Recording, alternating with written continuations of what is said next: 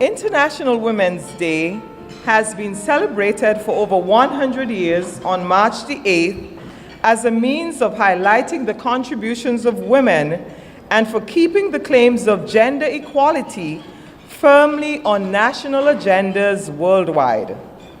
The perception that women are doing well and that their claims for equality are redundant is widely held. And I have heard this view articulated regularly in the Federation of St. Kitts and Nevis. Do I have support for this? Anybody has heard that? What women want, they're doing good. Look, they have a job there, they're doing, But that's just a perception. The statistics are not revealing that women are doing as well as we think. Now, so if we take a cursory glance, we would be willing to subscribe to that view. But the statistics are indicating, and this is world stats, that the world is further away from gender equality in 2018 than it was a few years ago. And we're talking about gains that roll back. And those of us who are working in this field, we know that if we are not careful to maintain our gains, we are going to find ourselves where we were 20 years ago, and that's true. I have been living in the United States, and I was telling someone some of the things that are happening in the US remind me of the 60s. Talking about gains being rolled back, people walking around with supremacist clothing and doing all kinds of things. So if gains are not maintained, they can be lost. So we cannot become complacent.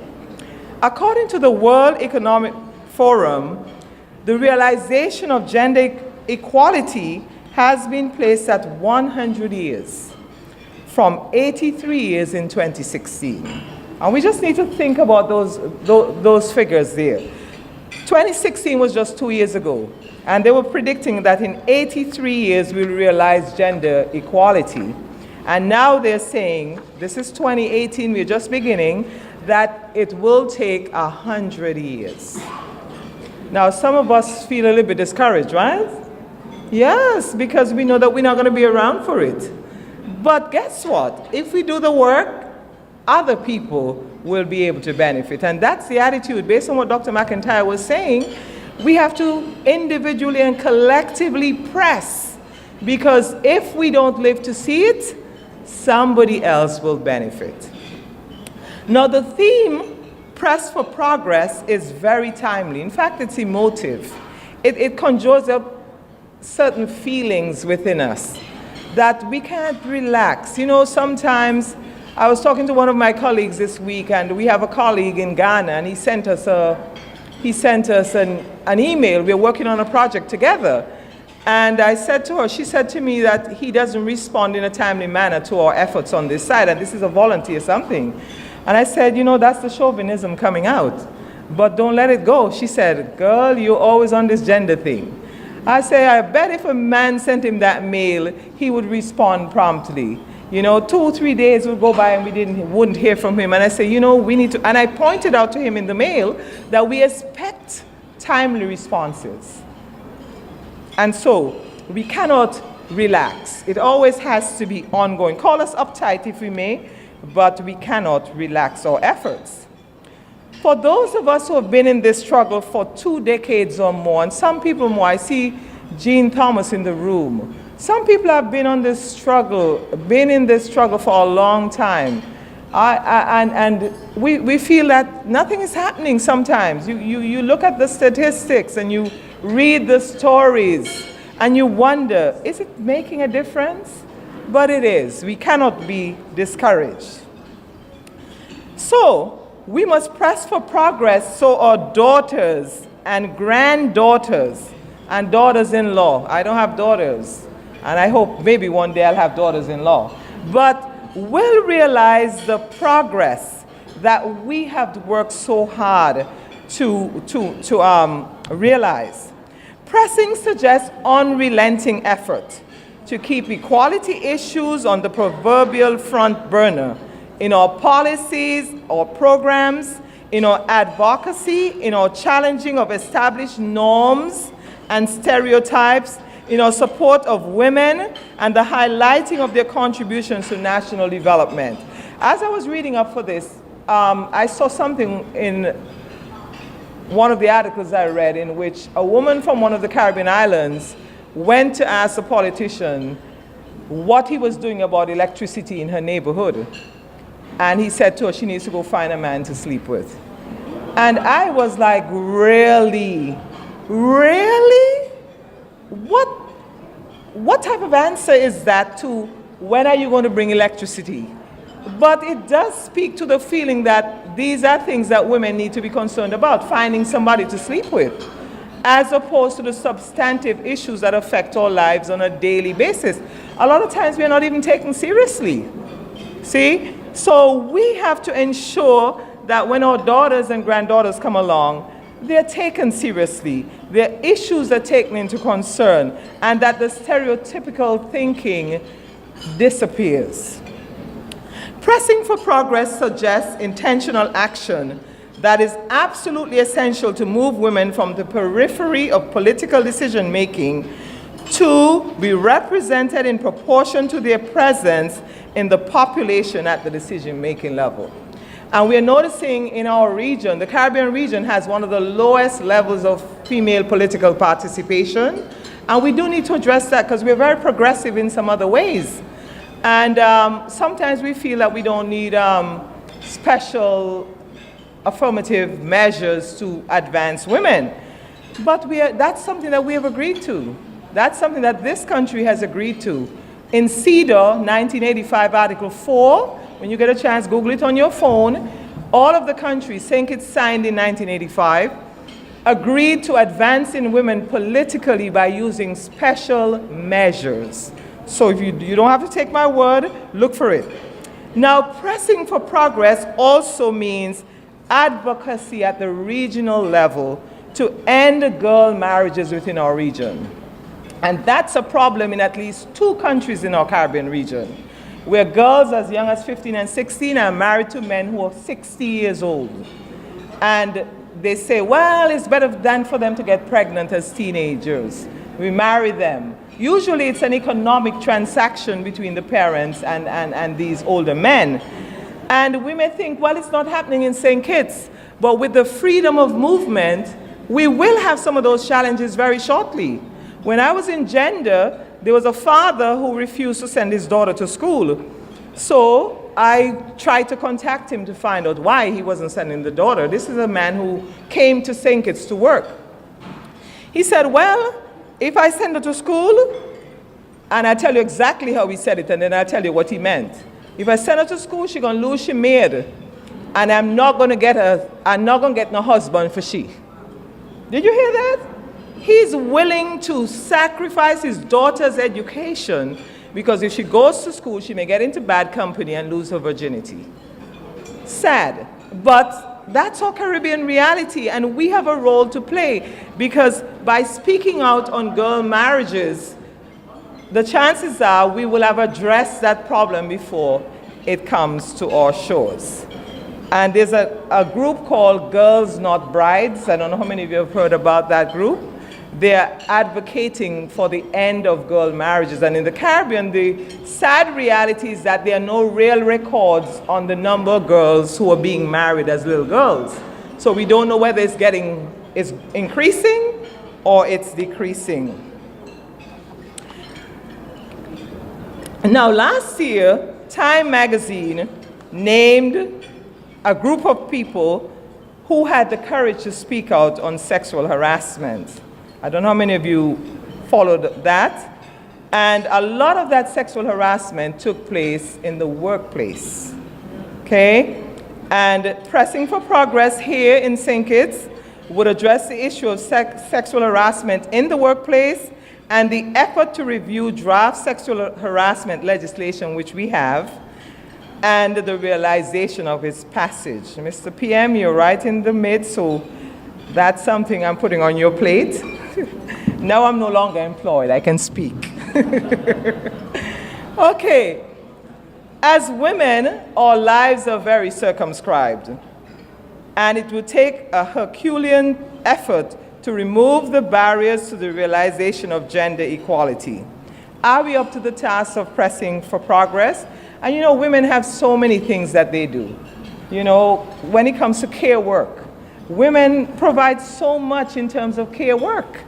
We go to take our showers, we can't take our showers sometimes before we wash the basin, the face basin, straighten up the mat. Other people go in, sometimes they take their shower and they just leave. But we just are so, you know, our lives are so involved with the domestic sphere. In 2016, the Caribbean Development Bank did a gender situational analysis. And they did the analysis in 10 member borrowing countries. And I believe we all know that St. Kitts is one of the countries in the CDB's, BMC's member countries that borrow from the Development Bank. And here is what they said, and I took out 3 pieces of the report. The first one talks about occupational segregation with women tending to have lower waged occupations in the economy and lower female labor force participation. They also pointed out that women are doing very well in school, but it is not translating into higher participation at the upper end of the labor market, thus closing the wage gap. And I noticed that Ross University had something here about the wage gap that exists. Women still, they say in some parts of the world, women work at least 50-something days a year without wages, because when they calculate the difference between their wages and the men's wages, they're actually working 51 or so days free every year. And that's very sad. And then a high proportion of female-headed households in poverty with high dependency ratios. So that's the second point, that women are not positioned at the upper end of the labor market in large numbers, and they head households in large numbers that are poor, and they depend sometimes maybe on a boyfriend or somebody who helps out, because it's difficult for them to make it happen on their income. And this is a finding of the gender situation analysis for the 10 countries in the Caribbean. Then it talked about gender-based violence, and let me tell you what it says about it, the exact words. It says gender-based violence is endemic. And when I sat there, I said, Lord have mercy, what have we done in the region over the last 20 years to make change? Because we have done a lot of work. We have done a lot of work. And if the gender situation, the violence, gender violence is still so rampant, probably we've been looking at the symptoms of family violence and gender-based violence instead of looking at the causative factors. Permit me here to indicate what some of those causes are within our region. I want to pause here to recognize the sad loss of the Finch sisters, and it happened just as I came back to the Federation. I don't know whether that was, you know, a reminder that I didn't come back to sit down. I was telling Cindy that I wasn't planning to go to the march today. I don't know why, because I didn't think I had an appropriate shirt or something. And this morning at 5-something, one of my students called in to Jazzy D's show. And she said, I'm sending greetings from Miss Charles, my teacher. And I know she's going to be in the march today. I said, Lord have mercy. If the people didn't know that I was in St. Kitts, now I have to be in the march because they will be looking. And I won't disappoint. But I was saying, though, that coming back home and, you know, being greeted with some of this, plus the beating of the girl in Nevis, it really saddens me, because I know that we have done a lot of work. The public awareness is there. But probably we need to look at the causative factors. What are some of the things that are fueling this gender-based violence? And I'll come to that. I want to highlight here 2 very important gender equality issues. The first one is women's political participation, and we did a lot of workshops in St. Kitts and Nevis preparing women to become more involved with the political becoming involved with political representation. A lot of that hasn't happened mainly because of the political culture, where people are so aggressive and where people are so willing to concoct stories sometimes if they can't find exactly the thing to tell you that will hurt you. But I want to say here that women's involvement in politics is very essential to moving us forward as a country. It is very important. And so we do need to look at this. We have had adult suffrage in St. Kitts and Nevis for the last 66 years, I think. It happened in 1952.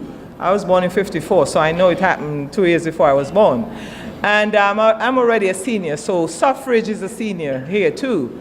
And I'm saying for that period, we have only elected 4 women we have elected 4 people to political offices within our country. I think we elected 3 to the parliament, am I correct? And 1 to the island assembly.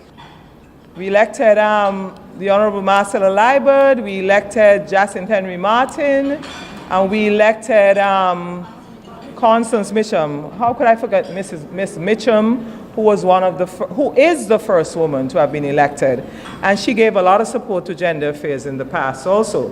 So, and then 1 woman to Nevis Island Assembly, the Honorable Jean Nisbet. Let me ask you a question. Do you think we're doing well for 66 years? No, we're not. And that's why I want these stats to resonate with you. We are a very progressive country. In the sub-region, we are considered a front runner. In the region, we are considered a front runner. So we do need to become front runners in this regard. And maybe we need to look at another type of system that would better address the issue of women's absence. Maybe we want to look at proportional representation. That might be something that we may want to experiment with, because the first past the post is not going to easily allow for women's participation. But that's for another session. Now, so pressing for progress may mean that we have to engage our leaders and remind them of the commitments they have made on our behalf and holding them accountable for carrying out these commitments. It would also mean providing greater support for women who are desirous of entering elective politics. And I know women, I'm talking to us now. When somebody decides to go forward, some of us would say, where she go? She didn't have she dirty house to clean. Or she done cook for her husband and she children. You know, we are the ones who are pulling women back and saying, no, that's not for you. Just like some of the women, when the female priests come, we're saying, oh, where she go? What priest she be? And I'm speaking because one of the priests here told me that women refuse to extend the peace to her on a Sunday morning. They're saying they don't recognize her as a priest, so why is she? Come on, women, we have been so conditioned that we are maintaining the roles that have been enforced on us and we don't even realize it. So when women want to move forward, we should be their biggest supporters. Just like we support the men, just like we go door to door for them, just like we raise funds, whatever. I'm not saying that men have a place, women don't have a place and men have a place, etc. Together, we work, together we achieve more. And I also want to say that there are a number of gender-sensitive men in our country. I don't want to call anybody's names, but I call them the male feminists. And some of them are embarrassed when you call them out, but it's good to know that women have the support of a number of men also. Now, so we come to the issue of gender-based violence and what is happening in this area. It's just the causative issues of gender-based violence. I want us to pause a minute to look at this. What is fueling this scourge among us? And one of the things I've highlighted here is on equal power in the household. On equal power in the household. You know, we had a men's relationship skills program many years ago, and we had men facilitating that program. And one of our topics was power sharing. Power sharing. And we as women working in the department, we were never a part of the session, but we could stand outside and know when it's a difficult session. Power sharing was the most difficult session, because somehow some people think that power is their own domain. Nobody else should share it. See? So when we have households where some people are the big boy or some people are the big girl, it's going to create problems for the next generation. We must see equitable sharing in our households. Then, of course, we have the interpretation of the religious ideology of female submission and male headship. That's a big one. A lot of the abusive people in our country call themselves Christians. And I say call themselves, because if you are Christian, you don't take advantage of people, right? And so that ideology about male headship and female submission is very, very misconstrued in Christendom. The Bible speaks to loving leadership. It doesn't speak to domination and control and, physical and emotional abuse. So that's another cause. That ideology of submission and headship has been misconstrued. Children who experience violence in their lives and see it as a way to resolve conflict. 75% of the people who use violence in their relationships or expect violence to be used lived in households where there was violence. Okay? And I know some people don't agree with this, but violence is learned behavior. We don't just wake up and become violent. We have internalized violence, we have lived with it, and now we are acting it out. Economic stress within families. Now that's another thing that we're seeing in the region as we experience more and more economic challenges. We are seeing increases in violence. Because somehow when we have money problems, our tempers get shorter and, we just lose it. And here's where dialogue is important. Income generation of non-traditional types also would be important here. And of course, the need to maintain traditional gender roles. The feeling that we have to do what we did 20 years ago. So your father was the one bringing home the money, and if you can't bring it home, then you have to get mad and start acting up, right? Sometimes you have to be the caregiver in the house if your spouse is bringing home the income, and sometimes that other partner in the relationship, if one income has to be slashed because childcare is necessary, that person who takes care of the children could be anybody. Could be the mother or the father. I had a student who was a doctor, and she and her husband decided that since she's making more money, he will take care of the children, and she will go to work. And of course, there's some people who think that he has to be a kunumunu. Why would you let your wife go to work and you stay home while you're taking care of children? But that's a lot of work too. Taking care of the household is a lot of work. See, so we are so set in our gender ideas, stereotypical thinking, fixed gender roles, that we think it has to be a man doing this or a woman doing that. No, the only thing a woman can't do is impregnate herself. And the only thing a man can't do is breastfeed and carrying a baby to term. There are no men's jobs and there are no women's jobs.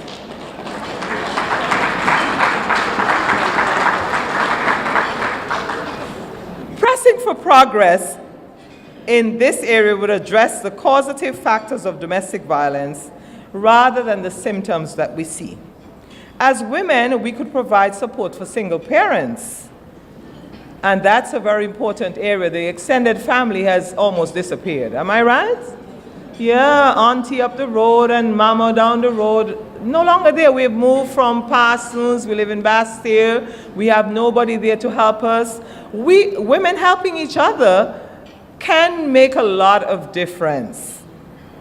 And then a lot of women are so burnt out. And that's true.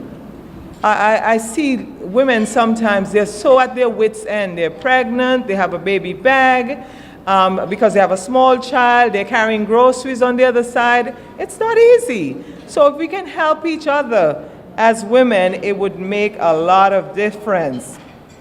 We can facilitate parent education programs in our churches, in our schools, and our communities.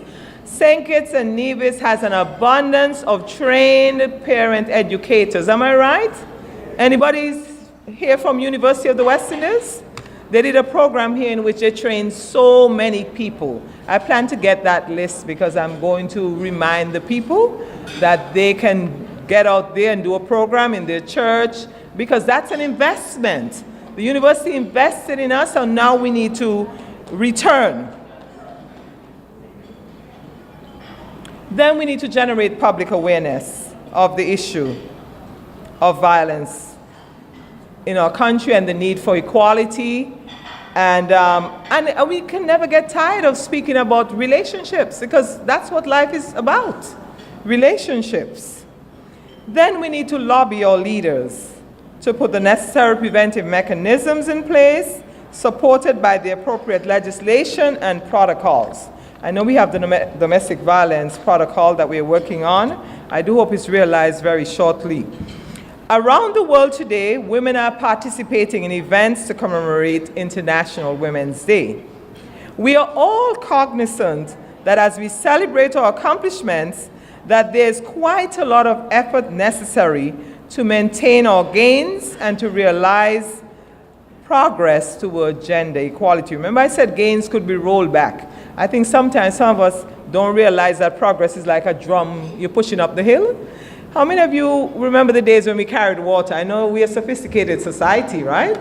But sometimes you put water in a drum and you live up the hill, and you're trying to roll it up the hill, right? And fighting for equality is like a drum going up the hill. When you get to a certain point and you have no more energy, what do? You let the drum go? What do? Cabinet Secretary Huggins, I believe your era gave you experience with that. What do you do when the drum is going up the hill? You stand behind it, and when you can't stand it anymore, what do? You put something to chock it, right? That's what we call it, chock? I don't know if that's a word in English. We put something to chock it so it doesn't go backward. The same thing with equality. When you achieve a goal, it has to be maintained, or you're going to have rollbacks. And that is what has happened in a lot of the gender, the goals we have realized. In St. Kitts and Nevis, we have done very well with education in terms of participation rates of, girls. And then we came up with teenage mothers in school. And that was a way to maintain our gain. Because out of that program today, we have a medical doctor. That teenage mother program, and so many other girls who are accountants, nurses. I was at JNF the other day, and a girl came up to me. She said, "Miss Charles, you remember me?" I said, "No, refresh my memory." She said, she gave me her name, and she's a nurse. She said, "I was in Project Viola." And I had goosebumps, because only when we see how things evolve that we realize that our efforts were really useful.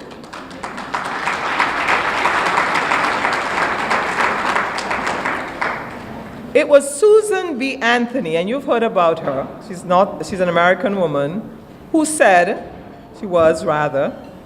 "Oh, if I could live another century and see the fruition of all the work for women, there is so much yet to be done." And I could say, just like her, if I could live another century, but I don't have to live another century, because those who come behind will find that we have been faithful in our responsibilities. And that's what it's all about. We are building a foundation for someone else to put a house on. And so we need not feel discouraged, although sometimes when you read the statistics and you go to the UN and you hear people talking about things that are happening in the world, how young girls are being sutured to prevent them from becoming sexually active, how the clitoris are being taken off. All kinds of things are going on in our world. Girls are being married to men who could be their grandfathers. But we're encouraged when we think of how far far along the way we have come. So there's a lot left to be done. A lot left to be done. Indeed, there's so much to be done, but the longest journey starts with a single step.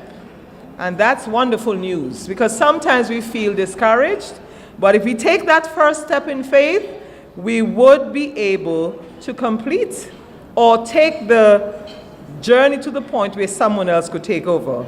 Let's take that single step today.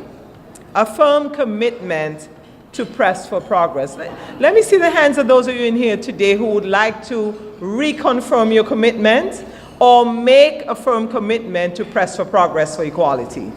I put up my two hands, and as one of my church elders in Miami will say, I put up my toes too, putting up my feet too. I'm so into it. I would like progress to be realized in this area. Let us, in the words of Geraldine Ferraro, we've chosen the path to equality. Don't let them turn us around. And the them could be men who are not gender sensitive. It could be women who are conditioned to believe that women belong in a certain space. And it's true. You know, when adult women will tell girls, young ladies who are in churches where you can't say anything, when you go up there, make sure you only sing, you don't say anything, because you know what the rules are. That's maintaining gender stereotypical behavior. A young girl who wants to assert herself and say a few words in the church, auntie saying, "Boy, make sure you go up there and say, you know what the rules are." So women, we are turning each other around too. We are turning each other around. And we need to be determined that we have started out on the road to equality, and we are not going to allow ourselves to be turned around. We've chosen the path to equality. Don't let them turn us around.